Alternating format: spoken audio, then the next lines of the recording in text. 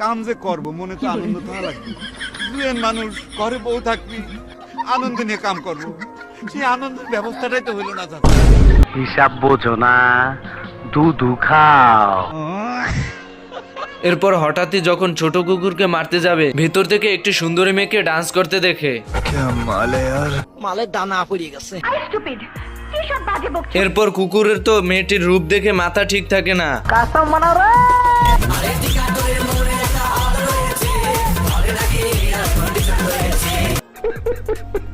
I জায়গা পাট খেতে।